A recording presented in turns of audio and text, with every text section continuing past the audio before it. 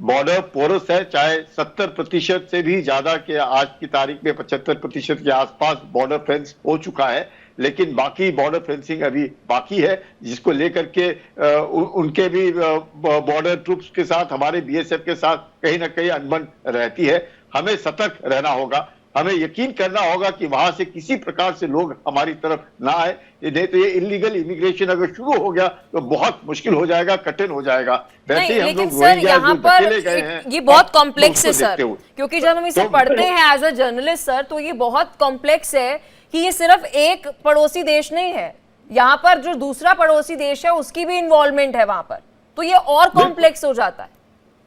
बिल्कुल बिल्कुल, आप देखिएगा कि पाकिस्तान का इन्वॉल्वमेंट, क्योंकि पाकिस्तान खुद जिस प्रकार से उसकी आर्थिक स्थिति से गुजर रहा है, पाकिस्तान के बीच में ही जिस प्रकार से परेशानी हो रही है, वहां पर भी हमास के लोग अभी पाकिस्तान ऑक्युपाइड कश्मीर में लश्कर तैयबा और जैश ए मोहम्मद के साथ खड़े होकर के एक बड़ा जलसा निकाल रहे हैं, वहां पर भी एक खतरा है। तालिबान को और तहरीक तालिबान पाकिस्तान जो है लगातार पाकिस्तान के सिक्योरिटी फोर्स पे हमला कर रही है, वहां पर उनको परेशानी है। बलूची जो है वो उनसे लड़ रहे हैं। चीन की जो स्थिति है पाकिस्तान के अंदर वो बहुत डगमगा रही है। तो पाकिस्तान खुद ऐसे माहौल से गुजर रहा है और इसके बावजूद आईएसआई के द्वारा, जमायतियों के द्वारा बांग्लादेश में भारत के बरखिलाफ उसको उकसा रहा है। तो ये एक बड़ा कॉम्प्लेक्स सिचुएशन है। ऐसे सिचुएशन में बहुत जरूरी है कि हम लोग जो जिस प्रकार से बांग्लादेश के अंदर भी भारत के लिए बहुत काफी लोगों के बीच में एक मैं कहूंगा सहानुभूति रहेगी, अच्छे लोग भी हैं उधर, लेकिन आज की तारीख में जिस प्रकार से मानसिकता है उधर, वहां मजहब जो है एक बंगाली जो अस्तित्व है उसके ऊपर खड़ा होकर के, क्योंकि 30 लाख लोग बांग्लादेश की सऊदी अरेबिया में बाहर जाकर के नौकरी करते हैं, वो हर महीने $2 अरब जो है बांग्लादेश में भेजते हैं। तो वो भी एक तरीका है। वहां पे अभी इतने सालों से बांग्लादेश को लग रहा है कि भाषा नहीं, कई एक लोग हैं वहां पे जैसे जमायत, यहाँ पर मैं इस पर भी कमेंट चाहूंगी कि यहाँ पर शेख हसीना बैठकर कुछ भी बोल देती हैं, सोशल मीडिया पर कुछ भी बोल देती हैं, कि कितना सही है? क्या इतनी फ्रीडम इंडिया की तरफ से देनी चाहिए शेख हसीना को कि वह हमारे देश में बैठकर अपने देश की राजनीति कर रहे हैं?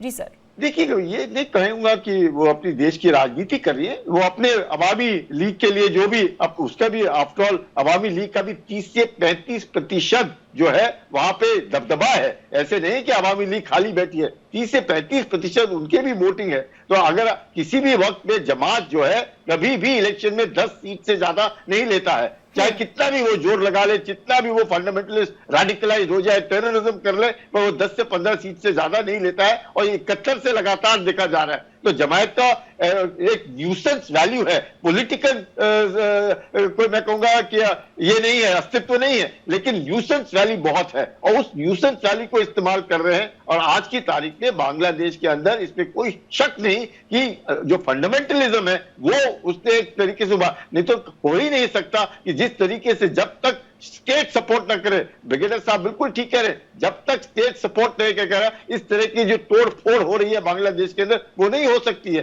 तो हम लोगों ने यकीन करना है कि कम से कम अपने 4065 किलोमीटर लंबी जो बॉर्डर है उसको हमने रोकना है। यकीन करना है कि वहां से लोग इस तरफ ना आए, यहां से लोग उस तरफ ना जाए, जिससे कि बॉर्डर सीलिंग बहुत जरूरी है, क्योंकि जो 200 किलोमीटर म्यांमार के साथ है वो तो रखने में उससे ले लिया है, और वो भी अराकान बैठे है, तो वहां पर भी म्यांमार का भी कंट्रोल नहीं है। तो और जो सेंट मार्टिन आइलैंड है उसके ऊपर भी अराकान आर्मी का भी कंट्रोल है। तो वहां पे एक बड़ा कॉम्प्लेक्स सिचुएशन है। पाकिस्तान इसका इस्तेमाल करने की कोशिश कर रहा है कि किस प्रकार से हम अमेरिका का फायदा दे, सेंट मार्टिन आइलैंड जो है लेकर के अमेरिका को दे, और किस प्रकार से हम चीन की मदद करें, क्योंकि चीन का भी $20 अरब का इन्वेस्टमेंट है बांग्लादेश के अंदर, तो वो इन्वेस्टमेंट भी उनको संभालना है। तो पाकिस्तान दोनों तरफ से, क्योंकि उनकी आर्थिक स्थिति खराब है, तो सोचते हैं वो इसी तरीके से हमेशा पाकिस्तान रहा है, कहीं ना कहीं से अपना पैसा बटोरने में। तो चीन से भी पैसा बटोरो, अमेरिका से भी पैसा बटोरो, सऊदी अरेबिया से भी पैसा बटोरो, और बांग्लादेश के अंदर इंटरफेयर करके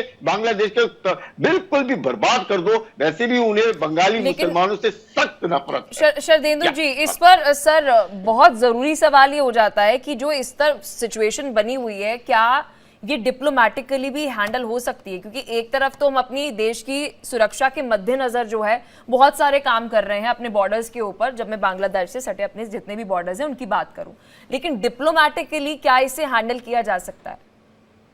देखिए, आज की डेट में हिंदुस्तान का जो स्टैंड है वो पूरी तरीके से डिप्लोमेटिक लेवल पे ही हिंदुस्तान काम कर रहा है और हमने बॉर्डर पे अपने अलर्टनेस बढ़ाई है। बीएसएफ पूरी तरीके से चौकन्ना है, किसी भी इन्फिल्ट्रेशन बिट को हमेशा रोका जा रहा है और तमाम इस तरीके के इंसिडेंसेस रिपोर्ट भी किए जा रहे हैं। लेकिन जो हमारी जो डिप्लोमेसी है, जो हमारे जो एक्सटर्नल अफेयर्स का जो काम करने का तरीका, वो लगातार बांग्लादेश पे नजर बनाए हुए है। और जो हमारे, आपने कुछ समय पहले देखिए डिफेंस सेक्रेटरी भी वहां गए हुए थे और उन्होंने माइनॉरिटीज के इश्यूज की बात बताई थी और अपने बायलैटरल इश्यूज को भी उनके सामने रखा था। तो हम डिप्लोमेटिक लेवल पे तो बहुत एक्टिवली पार्टिसिपेट कर रहे हैं। मेरा मानना है कि आपको थोड़ा सा कोर्सिव डिप्लोमेसी की तरफ जाना पड़ेगा, एक प्रेशर क्रिएट करना पड़ेगा, क्योंकि ये अपने से कंट्रोल में नहीं हो रहा है। आप अच्छी अच्छी बातें करके आ जाते हैं लेकिन उसका इंपैक्ट बांग्लादेश की गवर्नमेंट पे नहीं हो रहा है। तो कहीं ना कहीं आपको एक प्रेशर टैक्टिक्स अपनाना पड़ेगा, एक तरीके से जो भी आपके मित्र देश हैं उनसे भी प्रेशर डलवाना पड़ेगा। प्लस आप एक बहुत बड़े पार्टनर बांग्लादेश के साथ हैं। फेसिज्म पॉलिटिक्स वहां पर चल रही है बांग्लादेश में इस वक्त, और ना केवल बांग्लादेश में, अगर मैं बात करूं तो पाकिस्तान में भी यही सिचुएशन है। कितना असर भारत पर पड़ते हुए नजर आएगा? क्योंकि देखिए, जब कोई भी पड़ोसी मुल्क, और खासतौर पर अगर वो मुस्लिम देश है, तो अगर वो कुछ भी कर रहा है तो एक इम्पैक्ट जो है वो भारत में भी पड़ता है।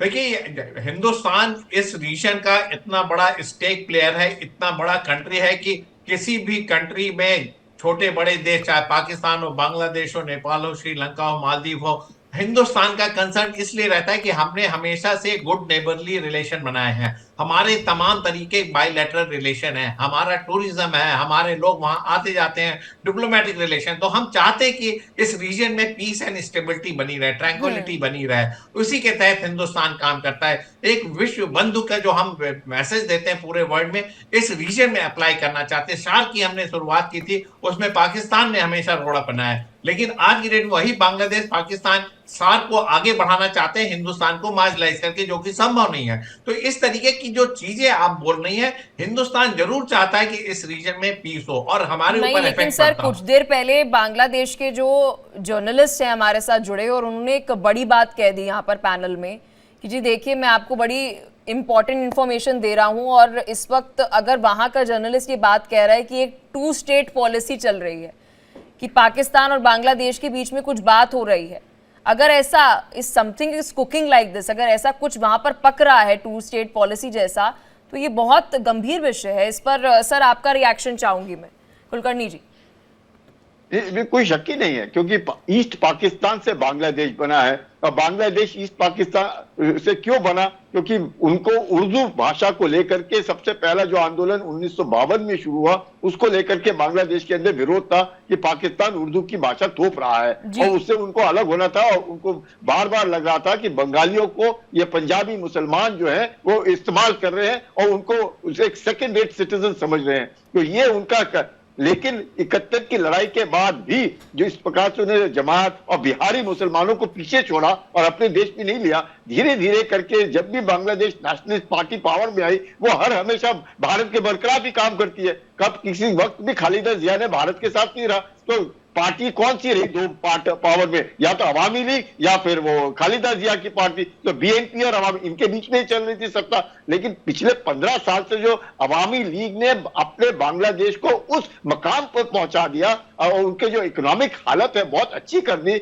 और इतनी सारी औरतों को और महिलाओं को उन्होंने नौकरी दी, और जिस प्रकार से बांग्लादेश का लेकिन सर इस पर क्या कहना चाहेंगे? मुझे सर, ये मेरा ओपिनियन है कि शेख हसीना हिंदुओं को लेकर इतनी सॉफ्ट कभी भी नजर नहीं आई, वो भी कुछ सॉफ्ट नहीं थी हिंदुओं को लेकर।